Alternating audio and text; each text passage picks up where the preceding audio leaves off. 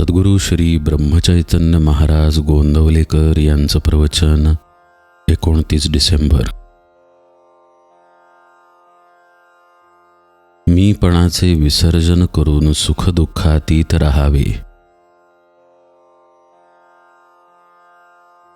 भक्ती म्हणजे संलग्न होणे. विषयाकरिता आपण परमेश्वराची प्रार्थना वगैरे केली तर ती विषयाची भक्ती झाली. परमेश्वराची कशी होईल? मीपणा आला की संकल्प उठतात आणि संकल्पात्मक विषय तेच मनात येतात.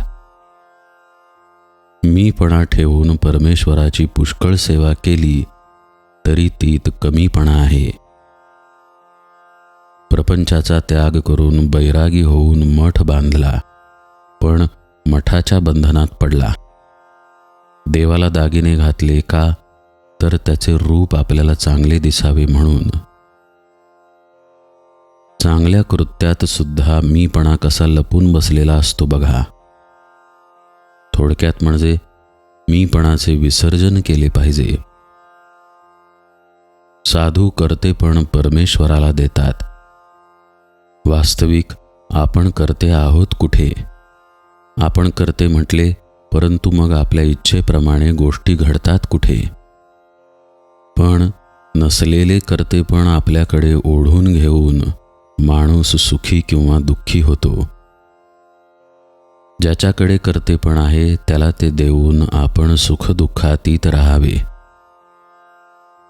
हे सर्व ईश्वराचे आहे, हेच सार वेदश्रुती सांगतात. हे सर्व रामाचे असून तोच सर्वांचा कर्ता आहे असे संत सांगतात. दोघांचेही सांगणे एकच. अशी भावना ठेवल्यावर सुखदुःख भोगावे लागणार नाही. मी करता नसून राम करता ही भावना वाढवणे हीच खरी उपासना. मी काही नाही, कोणीतरी बाहुली आहे असे समजावे. एक भगवंत तेवढा माझा असे म्हणावे. संताजवळ राहिल्याने आसक्ती जरी पुरती सुटली नाही तरी नकळत कमी होत असते. म्हणून आपण नेहमी सत्समागमात राहावे. संगत आणि अभ्यास यांचा आपल्या मनावर फार परिणाम होतो. आपण हातात काठी घेतली तर उगीच कोणाला मारावेसे वाटेल, ही झाली काठीची संगत. आपण हातात माळ घेतली तर तिने जपच करू. माळेने आपण काही कोणाला मारणार नाही. आपल्या पोशाखात, वागण्यात, बोलण्यात सर्व ठिकाणी संगत आपल्यावर परिणाम करते. म्हणून संताचा सहवास नेहमी ठेवावा. गाय जशी वासरा मागून येते तसे संत नामा मागून आलेच पाहिजेत.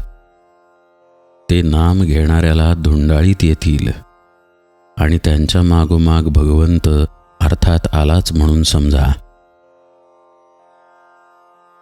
दवाखान्यात गेलेला रोगी जसा डॉक्टरच्या स्वाधीन असतो तसे आपण संतांच्या घरी गेल्यावर त्यांच्या स्वाधीन होतो. म्हणून संतांच्या संगतीत आपण गेलो की आपले कर्तृत्व संपले असे मानले पाहिजे. सत्संगतीने साधकाची वाढ होते.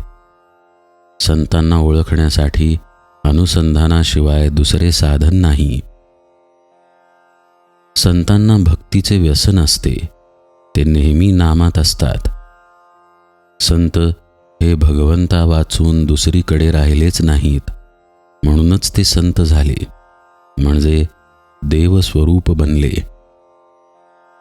भगवंताचे नाम सिद्ध करून देणे हाच संतांचा जगावर सर्वात मोठा उपकार होय. प्रापंचिक लोकांना परमार्थाला लावायला संसारी संतच खरा उपयोगी पडतो.